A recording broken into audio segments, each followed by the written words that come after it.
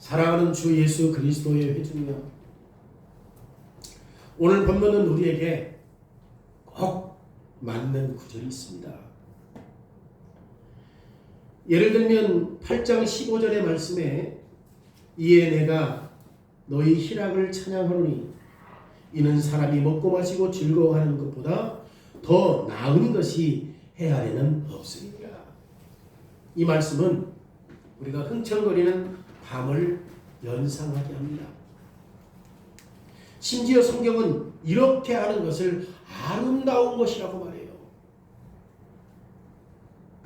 그리고 9장 7절 말씀에서도 너는 가서 기쁨으로 내 음식물을 먹고 즐거운 마음으로 내 포도주를 마실지어다.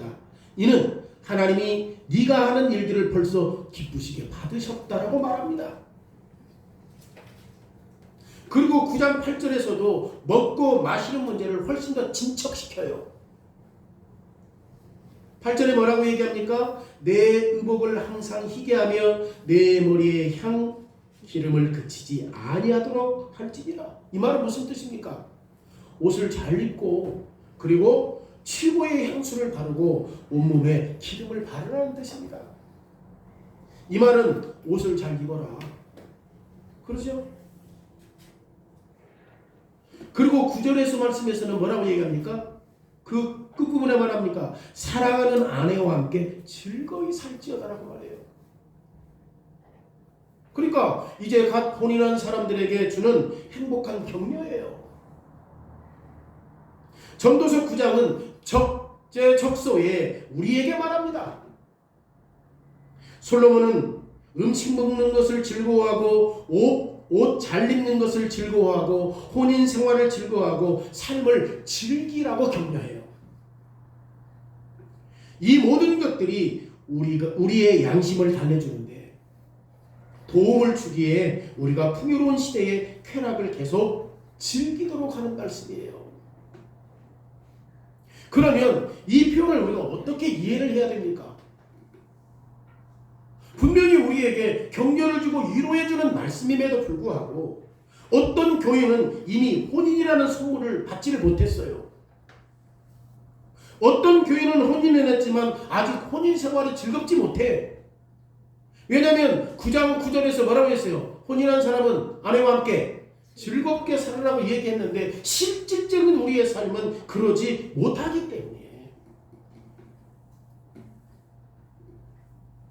지금 이 말씀을 우리가 어떻게 이해를 해야 되죠? 분명 우리가 기쁨으로 빵을 먹는 즐거움으로 포도주를 마시고 있는 동안에 포도주는 아니다 할지라도 한 끼 식사하기도 힘든 사람들이 있잖아요. 우리가 아프리카 수단에서 TV에 보면 먹을 것이 없고 그 흙탕물을 먹고 쓰레기통을 뒤져서 그런 것들을 먹다가 오히려 염증이 생겨서 고생하는 일들을 우리 수없이 보잖아요. 한국뿐만 아니라 이 말씀은 모든 그리스도인들에게 적용되는 말씀인데 지금 그렇게 열악한 나라에서 살아가는 그 사람들에게 과연 이 말씀이 너희들 즐겨라, 먹고 즐겨라, 포도주를 마셔라, 이런 것들이 과연 그들에게 어떻게 해석해야 하는가? 우리의 풍요로운 삶과 수단에서 아주 극도로 빈곤해서 살아가는 그러한 삶을 볼 때 뭔가 이 불공평한 것들이 있지 않는가? 그렇다면 우리가 가서 즐거움으로 빵을 먹으라는 이 말씀은 거의 빈정거리는 말투로 들려요. 왜? 그러지 못한 사람 너무 많거든. 예수 믿는 사람들도. 솔로몬은 여전히 지금 삶의 큰 난제, 어려움, 왜 살아가는데 이런 문제가 생기지? 왜 살아가는데 이런 문제를 해결하지 못하지? 왜 살아가는데 그것이 나에게 왔지?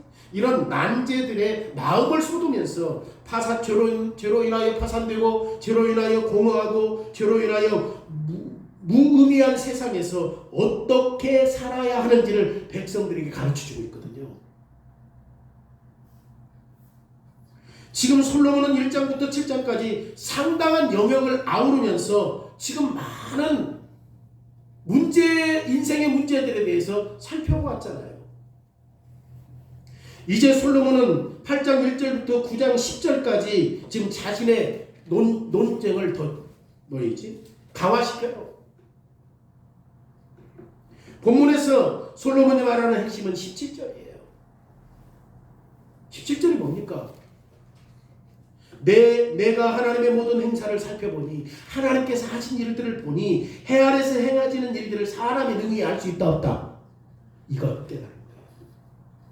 왜 이렇게 어려운 일이 생기고, 왜 이렇게 예수 믿어도 복잡한 문제가 생기고, 왜 이렇게 예수 믿어도 하는 일도 안 되고, 왜 이렇게 예수 믿는데 힘드냐? 그거 본 거야. 그런데 하나님께서 하시는 일은 사람이 다 이해할 수 있다 없다. 솔로몬이 그거 깨달아요. 그리고 사람은 하나님의 모든 행사를 다 파악할 수 없기 때문에 솔로몬은 앞에서 말씀드린 것처럼 너의 삶을, 너의 음식을, 너의 옷을, 너의 혼인생활을 즐기라고 지금 조언해요.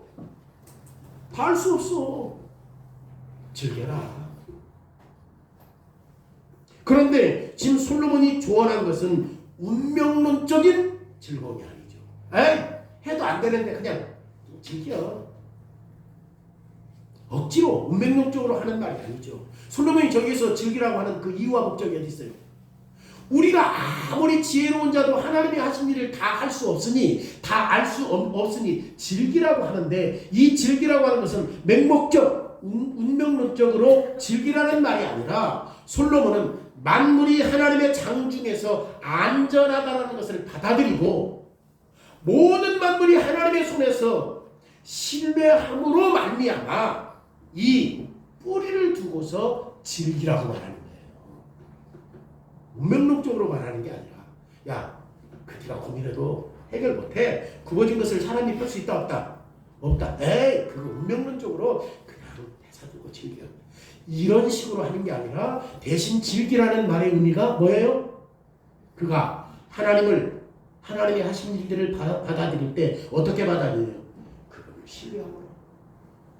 그 뿌리를 두고 지금 즐기라고 이야기합니다. 오늘 설교 제목이 뭡니까? 하나님께서 만물을 통제하신다는 사실이 삶을 어떻게 해? 그러니까 하나님께서 모든 만물을 어떻게 하십니까? 좋은 것도 나쁜 것도 하나님의 손안에 있으니까 우리는 뭐 할 수밖에 없어요? 즐겨야 되는 거예요, 삶을. 그런데 첫 번째 보세요. 그러면 하나님께서 만물을 통제하신다는 것은 사람의 이해를 어떻게 해요? 그러니까 하나님께서 모든 것들을 하시는 일들을 우리가 다 이해할 수 있다 없다? 왜? 우리 가정에 이런 오한이 생겨요? 왜 이제 갓 태어난 아이가 먼저 세상을 떠나? 왜 갑자기 멀쩡한 아이가 교통사고를 당해? 왜 가장 사랑하는 남편과 아내가 먼저 죽어야 돼? 이런 일들을 우리가 다 이해할 수 있다 없다? 없다. 솔로몬은 16절에서 말합니다. 내가 마음을 다하여 지혜를 알고자 하여 세상에서 행해지는 일을 보았는데 밤낮으로 자지 못하는 자들도 있다. 잠을 설치는 사람들을 보았다는 거예요. 여러분, 우리의 삶의 부침, 그게 뭐예요? 좋을 때도 있고 나쁠 때도 있고, 나쁠 때도 있고 좋을 때도 있고, 우리의 뉴스를 보면 수없이 많은 큰 사건들이 계속 나타나잖아요. 그리고 가정에서도 대소사, 크고 작은 일들이 계속 일어난다는 사실들을 지금 말할 때 이것을 이해하기 위해서 공통적인 맥락을 찾으려고 시도하는 거죠. 왜 이런 일이 일어나느냐? 왜 우리 가정에 이런 일들이 생기느냐? 이런 맥락을 찾으려고 한 거예요. 솔로몬은 전도서 초반 이후에 계속해서 지금 신경을 곤두세우고 무엇인가를 알려고 하는 거잖아요. 그리고 이제 그는 그때 내가 알게 되었다는 거야. 그러면서 이렇게 결론을 내려요. 17절에 내가 하나님의 모든 행사를 살펴보니 해 아래에서 행해지는 모든 것들을 사람이 할 수 없다는 거예요. 이거 알았다는 거예요. 이것이 지금 솔로몬의 결론입니다. 해 아래에서 일어나는 모든 일은 한 번에 묶는 황금줄을 이해하게 되었다고 말하는 거예요. 다시 말해서 해 아래에서 일어나는 일은 누가 하는 일이다? 하나님의 일이다. 그런데 하나님의 일은 사람이 다 이해할 수 없다. 우리의 생각을 초월하는 일이다. 우리는 솔로몬이 오늘 본문의 결론을 어떻게 내리는지를 먼저 이해해야 합니다. 솔로몬은 하나님의 일에 대해서 지금 말하고 있는 거예요. 지금 우리의 인생에서 수없이 많은 부침과 크고 작은 사건들과 내가 원하는 대로 되지 않은 이 모든 일들이 다 지금 누가 하는 일 안에 있어요? 하나님이 하시는 일 안에 있다라고 하는 사실들을 말해요. 하나님이 하시는 일, 여기에 지금 목표를 두고 결론을 내리는 거예요. 하나님이 하시는 일이다 이게. 다시 말하면 하나님 지금도 일하고 계신다. 지금도 일하고 계신다. 그러면 지금 본문에서 하나님이 일하신다는 말을 특별히 어디에서 가지고 와? 창세기에서 가지고 와요. 하나님께서 세상 만물을 창조하시고 하나님께서 뭐 하신다는 겁니까? 통치하신다는 거예요. 솔로몬이 알고 있는 하나님은 주권자이고 전능자야. 왜? 하나님께서 말씀으로 세상을 창조하셨잖아요. 땅이 있어라, 흙이 있어라, 다 하나님께서 말씀으로 세상을 창조하셨잖아요. 그분이 어떤 분이기 때문에? 전능자이기 때문이에요. 그러기에 만물이 하나님의 전능하신 장 중에서 나온다는 사실을 지금 누가 깨달았어요? 솔로몬이 깨달았어요. 그럼에도 불구하고 하나님의 주권적인 통제는 수많은 질문을 하게 해요. 왜냐하면 이 생에서 수없이 많은 구분 일들이 우리 안에 있어요, 없어요?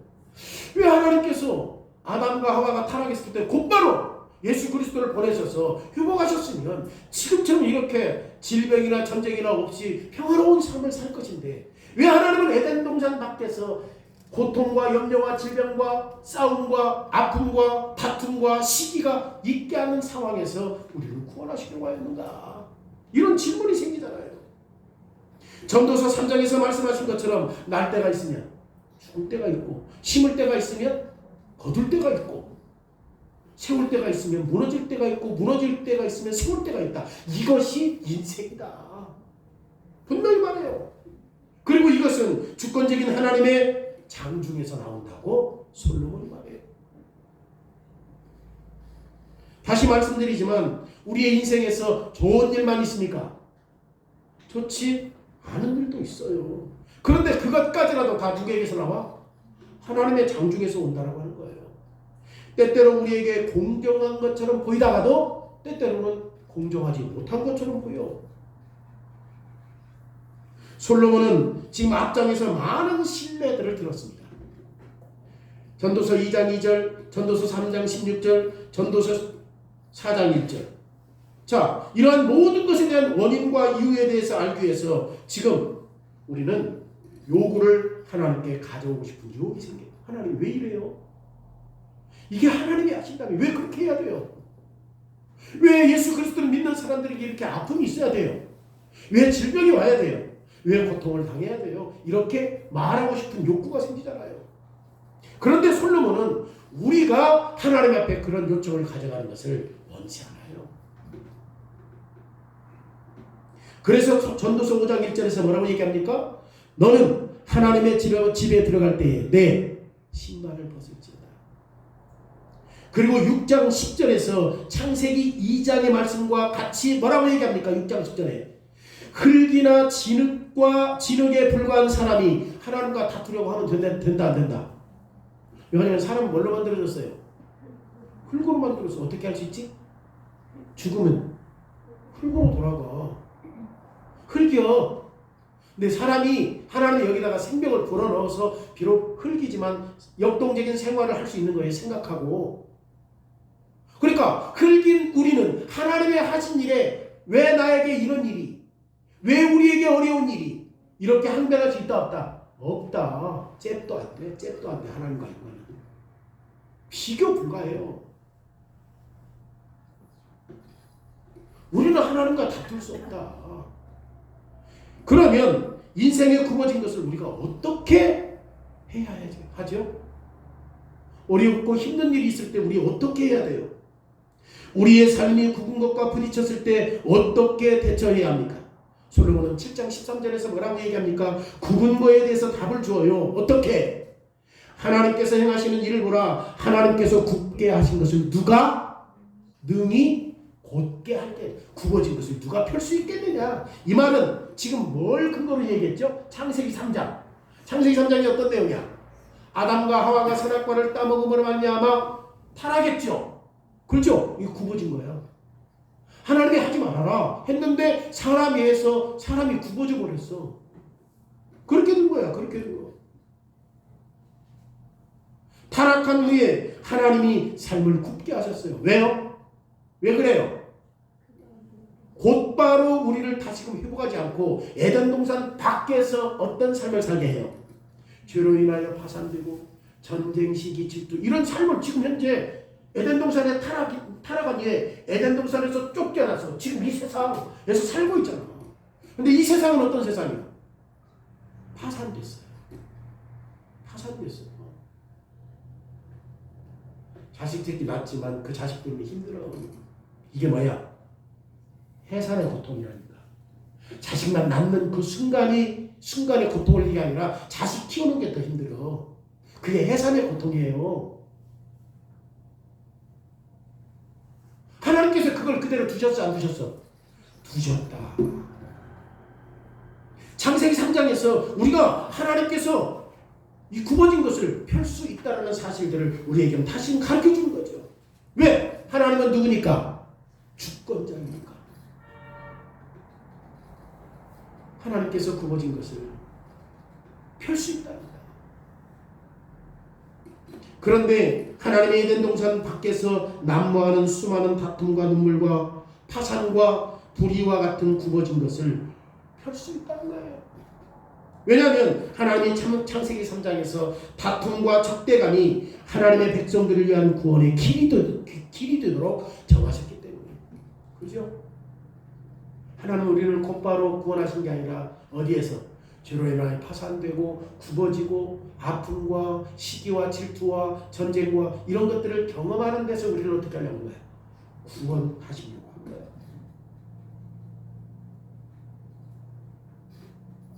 여자의 후손이 사단의 후손을 박살낼 것이다. 하나님은 주권자이고 주권자이신 하나님은 굽은 것을 정해놓았어요. 그렇기 때문에 굽은 것을 필 수 있는 분은 누구밖에 없다? 하나님밖에 없다. 우리의 입장에서 보면 왜 나름대로 우리가 힘들고 어려운 것을 우리가 극복하려고 노력하잖아요. 나름대로 해보려고 하잖아요. 그런데 우리가 인생에서 계속되는 굽어짐과 함께 살고 있는 모든 것들을 없앨 수 있어요? 없어요? 해산의 고통? 우리 못 없애요. 죽을 때까지 자식 걱정해야 되고 죽을 때까지 가는 거야. 우리 지금 90 먹은 부모님들 누구 걱정이요? 죽을 때까지. 이제 막 60이 되고 70 됐는데 자식 걱정해. 이게 뭐야? 해산의 고통. 우리도 마찬가지예요. 자식. 그런 일들이 끊임이 없을 것이다 라고 말하는 거잖아요. 지금 솔로몬이 이런 모든 것들을 똑같이 경험하고 있는 거예요. 실험하고 있는 거예요.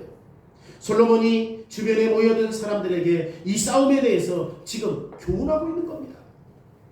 우리는 주님께서 어느 날 이 모든 것을 고쳐주실 것을 다 알고 있어요. 그때 더 이상 눈물과 고통과 싸움과 전쟁이 없죠. 그게 요한계시록 21장에 있는 말씀입니다. 그런데 지금 우리의 파산된 결혼 생활은 구체적으로 우리가 어떻게 대처해야 하는가? 지금 형제와 반목하는 일에 대해서 내가 무엇을 해야 하고 내가 갚아야 할 돈이 없다는 것을 내가 어떻게 반응해야 되고 이것은 정말로 곤란한 상황이고 어려운 상황이고 파산된 현실이에요. 그런데 이 모든 것들이 누구의 일이다? 하나님의 장중에서 나오는 일이다. 그리고 하나님의 손길이 인생의 모든 일 배후에 있다. 하나님이 우리의 삶을 굽어진 것에 대해서 두신 것에 대해서 구체적으로 어떻게 이해해야 하는가? 지금 이것이 솔로몬이 던지는 질문이에요. 우리는 앞에서부터 솔로몬 1장부터 7장까지 지금 어디에 근거해서 말씀을 했죠? 창세기 2장과 3장에 연결해서 지금 살펴보았습니다. 솔로몬은 전도서 6장 10절에서 진흙과 먼지 같은 사람은 하나님과 다투면 된다 안 된다? 안 된다. 이 말씀은 솔로몬은 하나님이 사람을 만드신 방법과 연결해서 창세기 2장에서 수집했던 모든 자료를 세워놓은 평가야. 모든 자료를 보니 사람은 누구와 다투면 안 돼? 하나님과 다투면 안 돼. 이 평가야, 평가. 그리고 솔로몬의 전도서 7장 10절에서 지금 굽어진 것이 있다라고 얘기했잖아요. 자, 이것은 창세기 3장의 내용을 근거로 세워놓는 평가야. 창세기 3장이 어떤 내용이라고 생각하죠? 타락한 모습에 대한 거, 굽어진 거. 그잖아요. 그러니까 창세기 3장은 하나님이 죄로 타락한 것에 대한 하나님의 반응. 하나님의 반응이 뭐야? 굽어진 것을 그대로 두신 것이 하나님의 반응이라고. 솔로몬은 전도서 7장 28절에서 1000명의 남자 가운데 하나를 얻었거니와 1000명의 여자 가운데 한 사람도 얻었다 못 얻었다. 이건 어디를 근거로 해서 이야기하는 거지? 이 말씀이 솔로몬이 1000명의 남자 중에 한 사람을 얻었어. 근데 1000명의 여자 중에서는 한 사람도 못 얻었어. 뭘 근거로 말하는 거지? 창세기 3장 15절에 있는 말씀을 근거로 해서 한 거잖아요. 왜냐하면 우리를 구원할 자는 여자에게서 나는 여자가 아니라 여자의 후손인 남자를 통해서 우리를 구원한다는 것을 창세기 3장 15절을 근거로 해서 말하는 거예요. 오늘 본문에서 솔로몬은 창세기 4장으로 넘어가요. 지금 창세기 4장이 마음을 섞고 있어요. 여러분, 창세기 4장은 사람이 타락한 이후의 첫 번째 장이에요.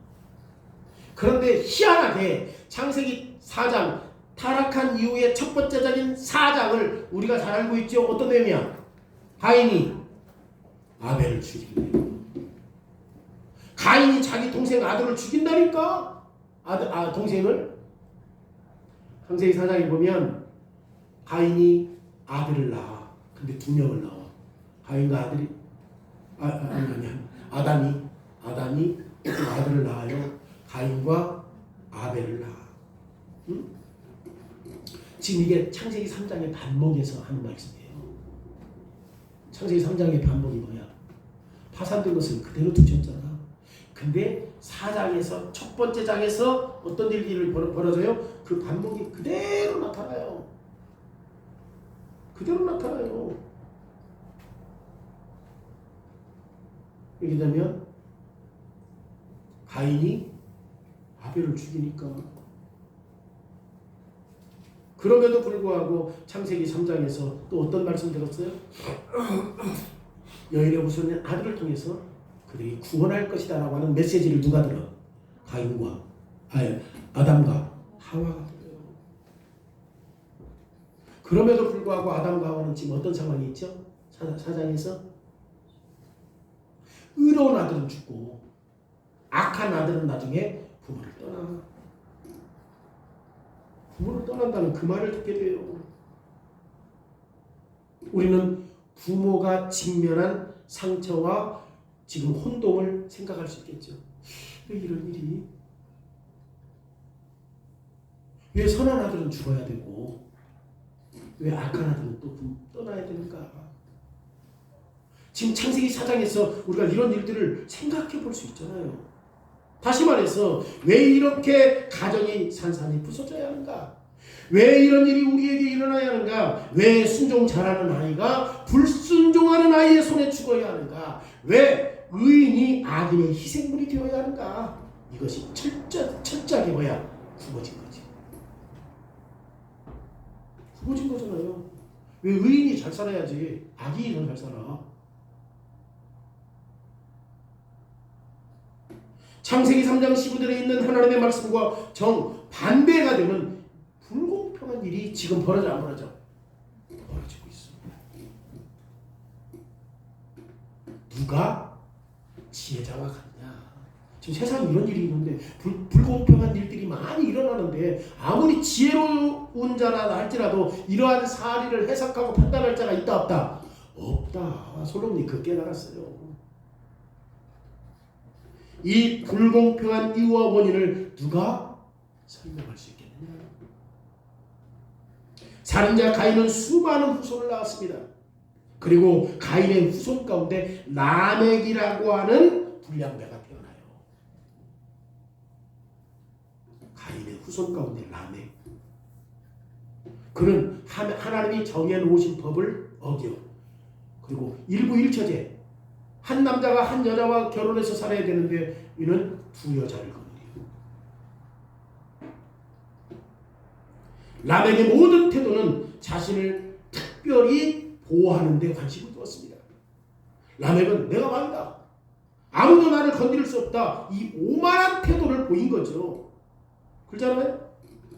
하나님의 백성들 주변에 이런 불량배들이 판을 친다면 하나님의 백성들이 어떻게 살까? 어떻게 살아요?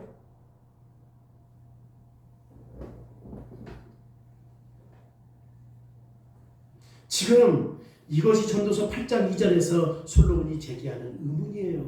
뭐라고 얘기합니까? 왕의 명령을 지키라.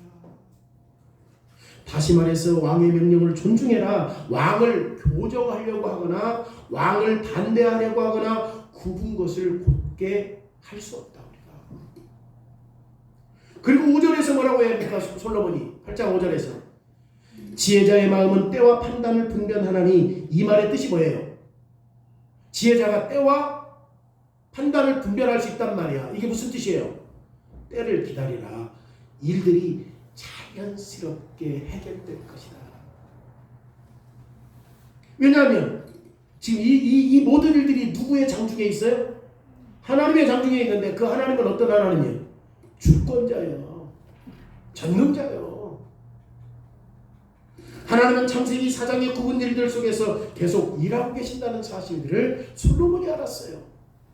그리고 창세기 5장을 어떻게 마무리하는지 보십시오.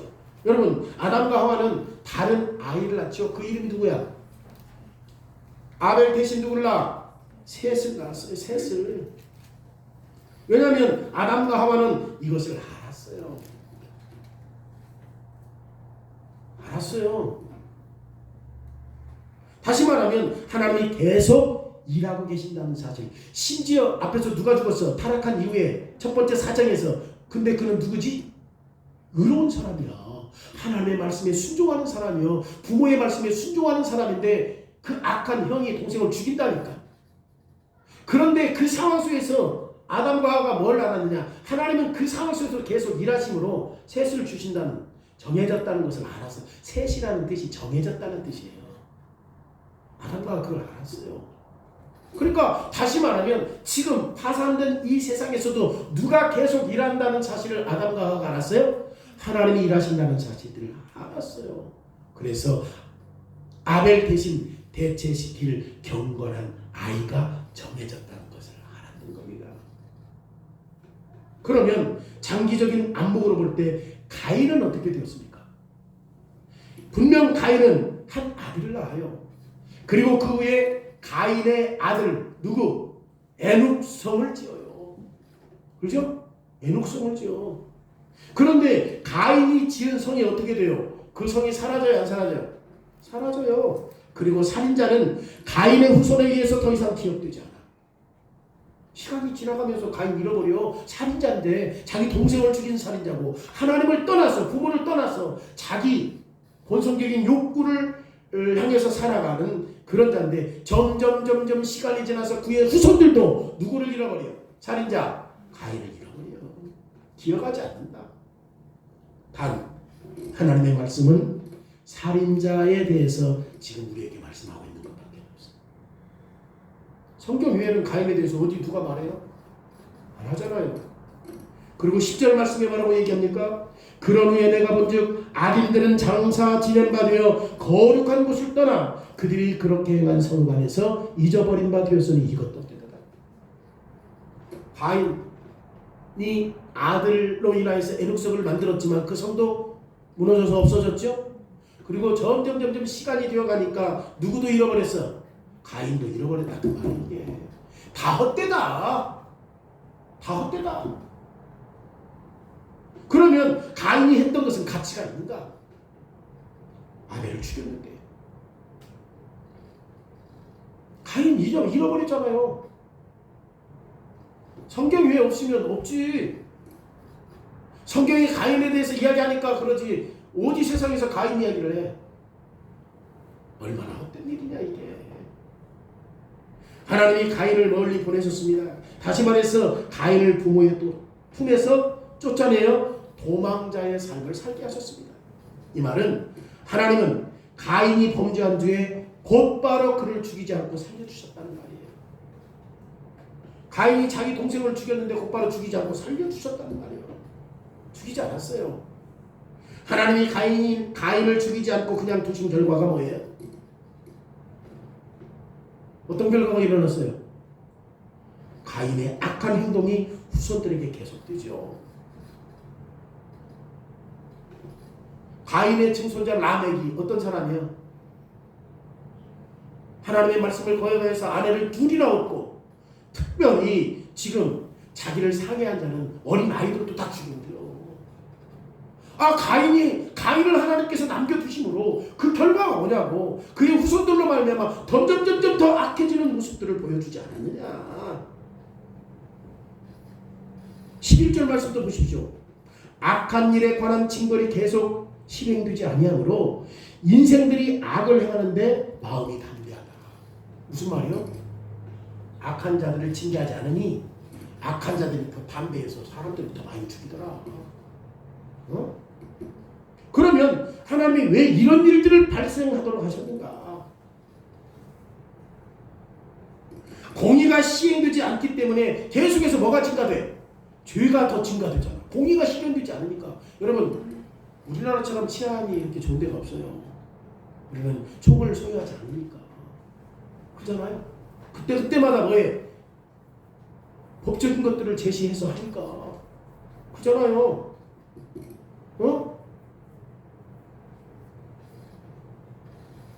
12절에도 보세요. 죄인은 100번이나 악을 행하고도 장수하거니와. 죄인은 100번이나 악을 행했는데 어떻게 오래 살아.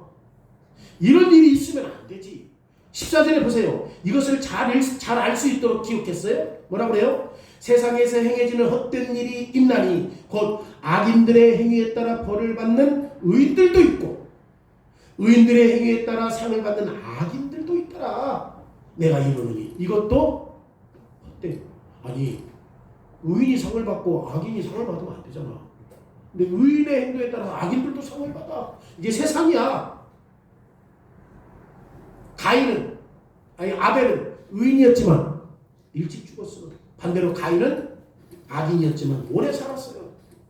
이것도 헛되고 굽어지고 의미 없는 거 아닙니까?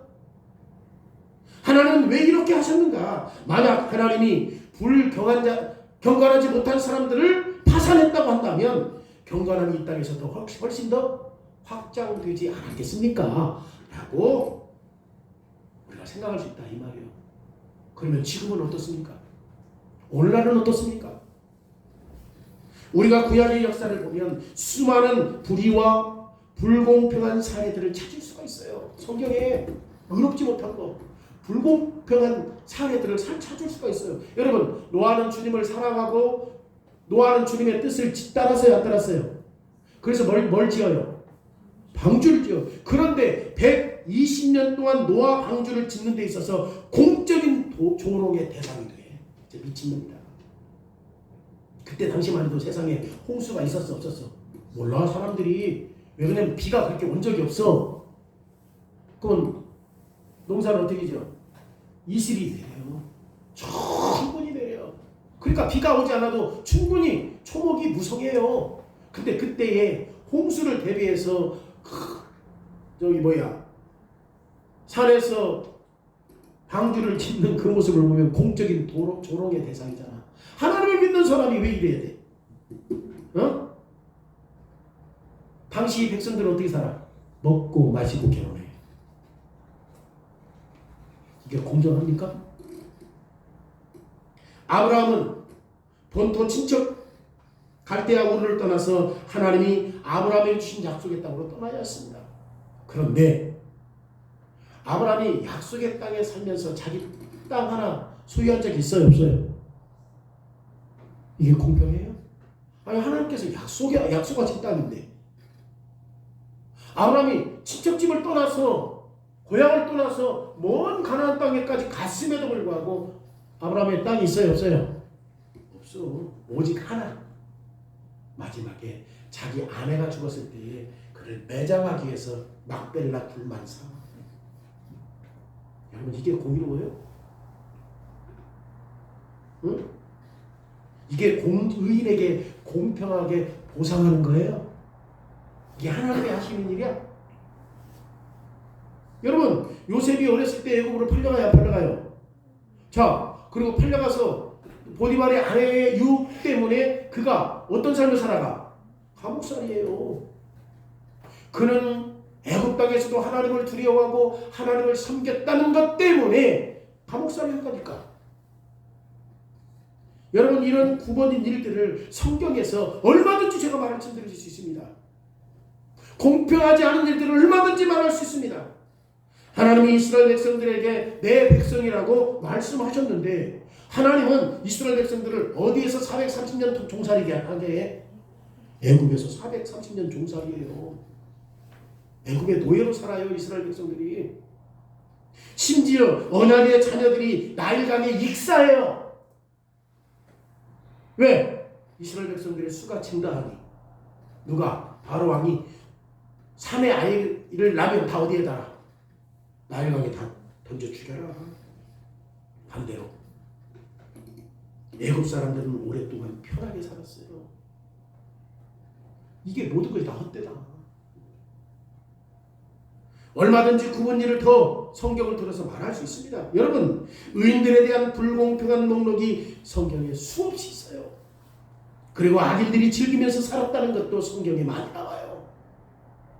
그럼에도 불구하고 성경은 처음부터 끝까지 하나님의 만물을 통치하시는 분이다, 주권자이시다라는 사실들을 계속 말해요.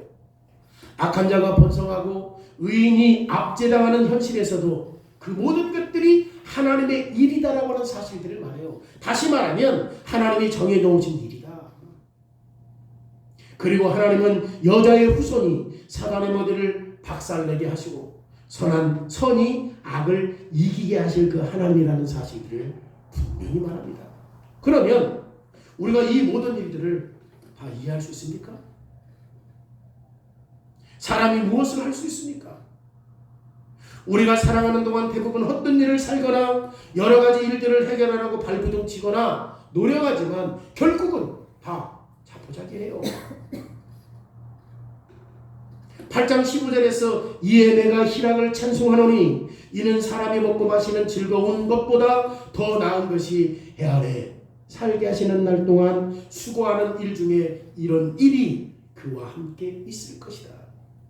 여러분, 충분한 충고이고 논리적이죠. 그럼에도 불구하고 우리의 삶은 대부분 이해할 수 있어, 없어? 이해할 수 없어. 왜 악인이 잘 돼? 왜 의인이 잘 안 돼? 왜 정말 원칙과 법을 지켜서 사는 사람들은 그렇게 못 살고 불법하는 사람들이 더 잘 살아? 다 이해할 수 없어요, 이게. 그럼에도 불구하고 이것은 솔로몬의 대답이 아니죠. 오늘 본문 보십시오. 지금 창세기 4장에서 애굽에서 일어난 일이나 요셉의 구분 일이나 애굽에서 이스라엘 백성들이 430년 동안 종살이했던 구분 일들을 포함해서 모든 만사가 하나님의 통제 아래에 있다고 말해요, 솔로몬은. 이 모두가 하나님의 일이다. 솔로몬은 이것을 부인하지 않았어요. 그러면 우리는 하나님의 일을 어떻게 반응해야 합니까? 우리는 이제 하나님을 이해하려고 합니까? 아니면 역사가 진행되는 동안 하나님의 길들을 이해하려고 했습니까? 이렇게 시도하는 것은 좌절하고 절망하게 하는 지름길이에요. 왜냐하면 우리는 즉각 당황하면서 하나님이 어떻게 가인에게 믿음으로 은혜 안에 약속했던 첫 번째 아들을 죽게 하셨는가? 당장 질문이 생기니까. 그리고 우리는 왜 하나님이 첫 번째 언약을 파괴한 가인을 그대로 두었는가? 질문이 생기니까. 그래서 우리는 어리둥절해요. 하나님이 언약을 파괴한 가인을 죽이시고 의로운 희생자를 죽인 자 가운데서 다시 살리셨다면 이 세상은 이렇게 파산되지 않았을 것이다. 그런데 솔로몬은 하나님이 이런 일들을 인도하신 방법에서 하나님의 생각을 우리가 다 이해할 수 없다고 말합니다. 왜냐하면 하나님의 길은 사람의 길보다 월등히 높고 깊어요. 다 이해할 수 없어요. 17절에 보십시오. 해 아래에서 하나님이 하시는 일을 사람이 깨달을 수 없도다. 사람이 아무리 애써 알아보려고 할지라도 능히 알지 못하나니 비록 지혜자가 아노라 할지라도 능히 알아내지 못한다. 지금 우리 첫 번째 내용에서 뭐예요? 이 모든 것들은 굽어진 상황에서도 이 모든 것들은 누가 하시는 일인데? 하나님이 하시는 일인데 그 하나님이 하시는 일은 우리 사람의 이해를 초월했다라고 말하는 거예요. 솔로몬이 그렇게 깨달았어요.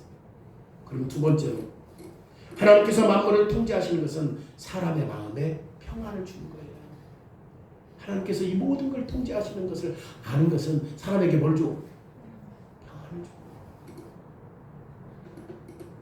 하나님은 만물의 주권자입니다. 그리고 하나님이 선택하신 길을 따라서 하나님의 피조물을 운행하시는 분입니다. 우리는 하나님의 길을 다 이해할 수 없어요.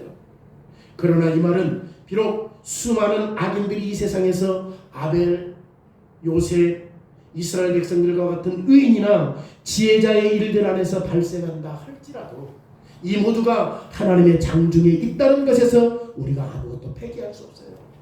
왜 그래야 합니까? 왜 의인 아벨이 죽어야 합니까? 왜 하나님의 백성이 430년 동안 애국에서 종살이해야 합니까? 왜 하나님의 언약의 자녀가 낳자마자 나일강에 빠져 죽어야 합니까? 이런 거 우리가 폐기할 수 있어요, 없어요? 없지요. 그런데 사람의 안목, 사람의 눈으로 볼 때는 어떤가요? 선한 사람이 악한 사람에게 희생당하는 것처럼 보이는 거지.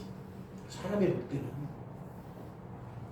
그래서 9장 2절에서 뭐라고 얘기합니까? 모든 사람에게 임하는 그 모든 것이 일반이라 의인과 악인, 선한 자와 깨끗한 자와 깨끗하지 아니한 자, 제사를 드리는 자와 제사를 드리지 아니한 자에게 일어나는 일들이 모두 일반이니 선인과 악인, 선인과 죄인, 맹세하는 자와 맹세하기를 무서워하는 자가 일반이로다 라고 말하는 거예요. 그런데 보십시오. 하나님의 백성은 육신의 눈을 초월해서 봐라 그 말이에요. 당장 눈으로 보면 누가 지금 더 잘 돼? 악인들이 살자는데 이게 지금 하나님의 장중에서 있다? 왜 이래야 돼? 그러니까 하나님의 백성은 지금 우리의 육신으로 보여지는 이것을 뛰어넘어야 된다는 거예요. 뛰어넘어야 된다는 거예요.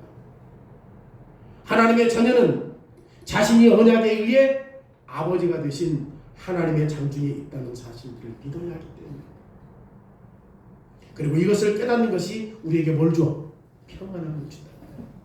이걸 깨달아야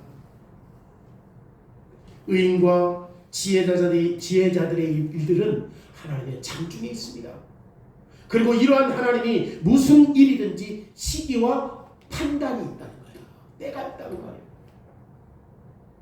그러기에 하나님은 때가 되면 굽은 것을 어떻게 하셔? 펼 수 있는 거지. 때가 되면 왕이나 힘센 사람이나 불량배들이 자기들의 권력을 남용하기 때문에 불평하지 말아라. 불행한 일들이 생기는 일 때문에 얼굴을 찡그리지 말아라. 솔로몬은 그렇게 하면 안 된다고 말해요. 8장 1절에 뭐라고 얘기합니까? 누가 지혜자와 같으며 누가 사물의 이치를 아는 자이냐. 여러분, 사람의 지혜는 지금 보세요. 그의 얼굴에 광채가 있게 하나니 그의 얼굴에 사나운 것이 변합니다. 그러니까 우리가 왜 불의한 사람들이 더 잘 살아? 왜 법을 지키지 않는 사람들이 더 잘 돼? 라고 다 찡그리지 말라고 말이에요. 왜? 만물에는 모든 것이 다 때가 있어. 다 때가 있어. 그런데 지혜자는 여기서 보세요. 보세요. 여기서 사람의 지혜라고 얘기했잖아. 얼굴에 뭐가 나? 광채가 나지. 왜 얼굴에 광채가 나? 늘 악한 사람이 잘 사는데. 왜 그래? 잘 보세요. 지혜는 하나님을 신뢰하는 것을 포함하고 있기 때문이에요. 왜냐하면 하나님은 절대 실수해요, 안 해요? 하나님의 때에 반드시 그 사람을 판단할 것입니다. 그러니까 그것을 아는 사람은 이제 그것이 하나님의 때에 당중에서 하나님이 하실 일이기 때문에 우리는 먹고 즐기고 편안하게 삶을 살 수 있다는 거예요. 이 지금 솔로몬 이걸 깨달은 거야. 이걸 깨달은 거야. 이걸 깨달은 거야. 얼굴에 광채가 나야 돼. 우리는. 왜냐하면 때가 있다니까. 하나님은 진짜 굽은 것을 펼 때가 있어요, 없어요? 있어. 그래서 지혜자는 누구를 신뢰하니까? 하나님을 신뢰하고 하나님을 포함하고 있다는 거죠. 지혜는 우리가 변경시킬 수 없는 문제를 하나님께 맡기는 자예요. 우리가 할 수 없는 게 많잖아요. 그 누구에게 맡겨? 이게 지혜야. 이게 지혜야, 지혜. 여러분, 만물이 하나님의 창중 안에 있는 것입니다. 그리고 하나님은 약속하신 것을 신실하게 지키시는 분입니다. 그래서 우리는 삶의 문제들을 하나님께 맡길 수 있어야 된다 그 말이에요. 긴장하고 짜증내는 대신 우리 얼굴에 뭐가 나와야 돼? 광채가 나야 된다. 9장 7절과 8절 보세요. 너는 가서 기쁨으로 내 음식을 먹고 즐거운 마음으로 내 포도주를 마실지어다. 이는 하나님이 네가 하는 일을 벌써 기쁘게 받으셨다. 무슨 말이죠? 우리가 지혜자는 하나님의 하신 일이 때가 있기 때문에 그것을 반드시 성취하시기 때문에 악한 자 판단하신다니까. 그러니까 우리는 그 모든 것을 아니까 우리의 삶 속에서 즐기고 먹고 감사하는 삶을 살 수 있단 말이에요. 9절에 사랑하는 아내와 함께 즐겁게 살지어다. 그것이 네가 평생의 해안에서 수고하여 얻은 네 몫이다. 여러분, 이 말씀의 뜻이 뭡니까? 긴장을 풀고 즐기라는 거예요. 왜 이렇게 저 사람은 잘 되는데 나는 안 돼요. 왜 나는 열심히 하는데 왜 힘들어요. 그렇게 하지 말라는 말이에요. 말라 그 말이에요. 모든 것이 하나님의 손에서 오니까. 그런데 하나님은 결코 실수하지 않는다. 하나님의 때에 분명히 진짜 지혜자에게 평안을 줄 것이기 때문에 그 사실을 아는 사람은 지금 이 모든 것이 나에게 어려운 일이 있어도 하나님의 손에 있다. 반드시 때가 있다.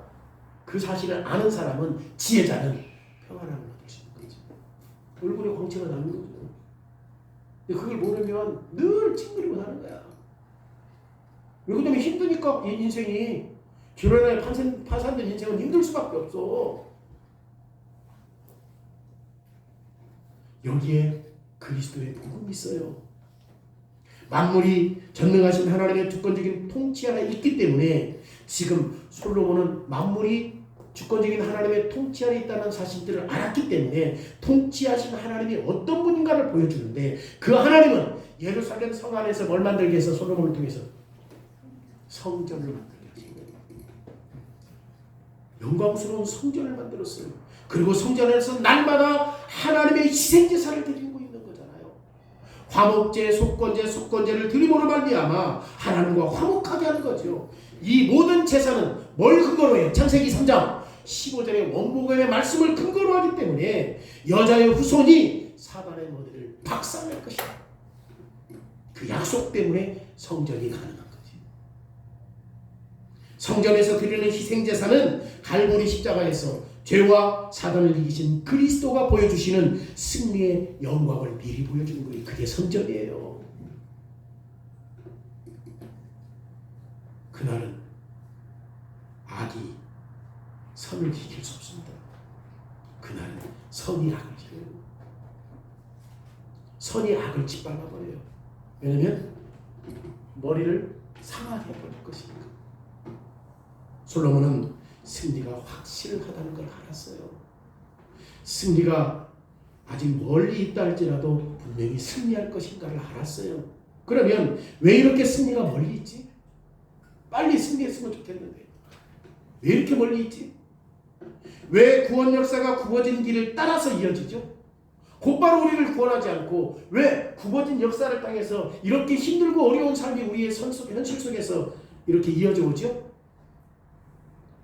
왜 하나님이 당신의 백성들을 먼저 악인들의 손에서 이렇게 혹독하게 고통을 당하게 하지? 왜 솔로몬은 자신이 모든 질문에 대해서 답할 필요를 느끼지 못하고 있지? 대신 솔로몬은 하나님이 통제하고 계시고 하나님이 언약 백성들의 역사와 세상의 역사를 이끄신 방법에 한치의 오차도 없다는 사실들을 신뢰하고 있기 때문에 그래요. 솔로몬은 성전의 복음을 믿었어요.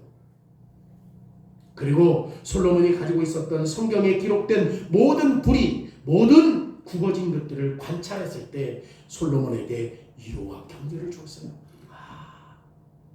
반드시 하나님의 때에 악인들은 짓밟힐 것이다. 이걸 알았어요. 그리고 그것을 이미 어디에서 보았어요?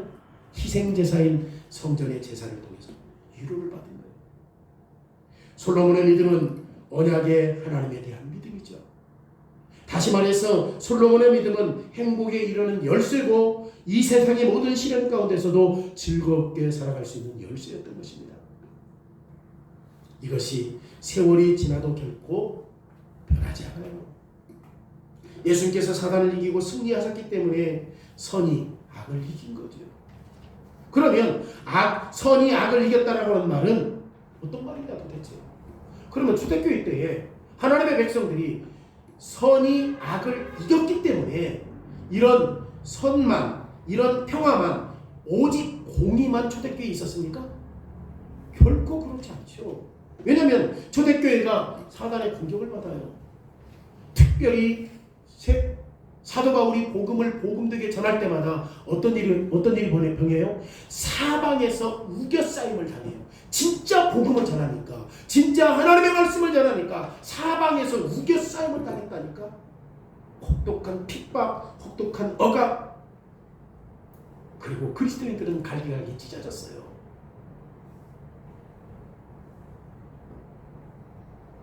보십시오. 바울이 복음을 복음되게 전할 때마다 우겨싸움을 당했잖아요.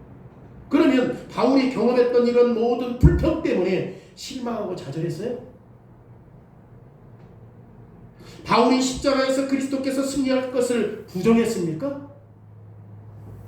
바울은 자신이 경험했던 고통과 고뇌가 갈보리 십자가의 복음이 거짓말이라고 비난했습니까?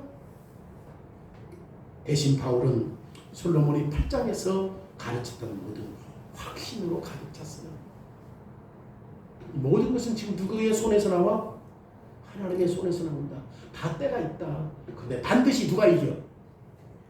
선이 악을 이길 것이다. 모든 것이 하나님의 장중에서 나온다.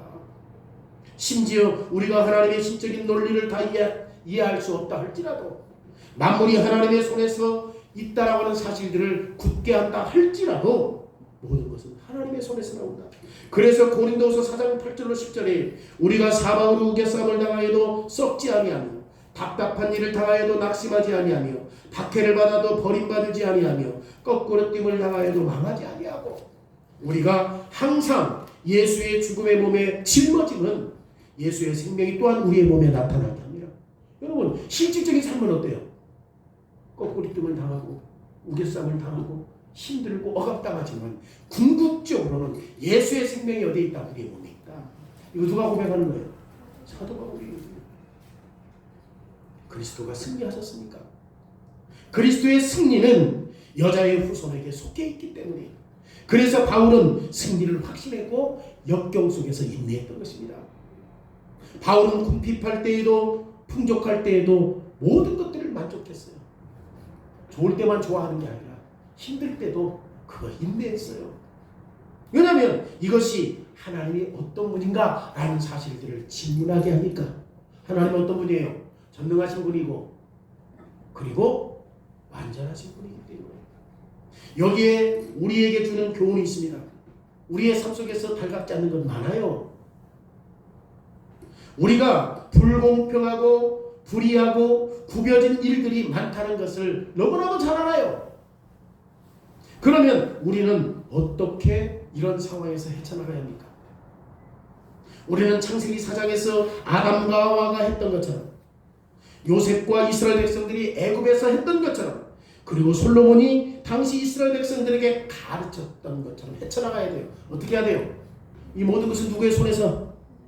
자, 다 우리가 생각할 때 악한 자들이 잘 되는 것 같지만 다 시기와 때가 있다. 반드시 선이 악을 이긴다라는 사실로 우리가 행동해야 된다는 거예요. 예수 그리스도의 보혈로 하늘에 계신 우리 아버지는 우리의 머리카락 한 올도 떨어지지 않는 방법으로 우리를 보호하신다라고 하이델베르그 일주일에서 고백했잖아요. 그렇게 고백했던 사람이 조금 힘들면 아이고 하나님이 없는 것처럼 그렇게 탄식하고 원망하고 그럼 되겠어요?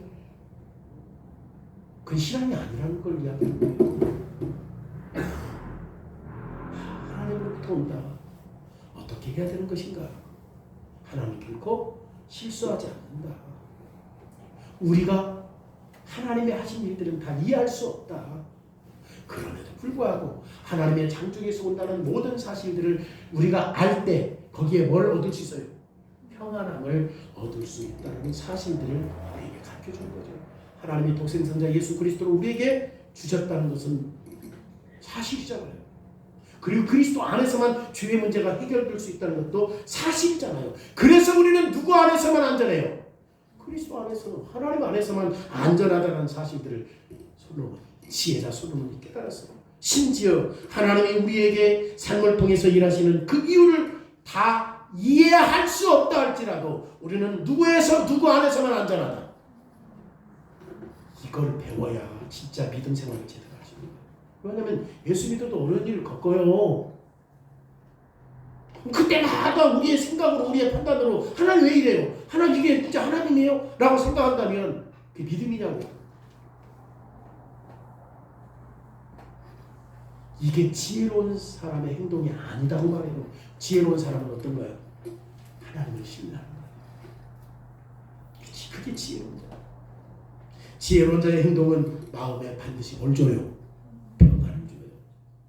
그리고 지혜자 솔로몬이 이것을 알았어요. 그리스도 안에서 우리의 아버지가 되신 하나님은 절대 우리를 버리지 않고 안전하게 하신다는 사실, 그 안에서 진짜 평안함을 얻을 수 있다는 사실을 깨닫게 하셨습니다. 시편 92편 3절 4절 5절입니다.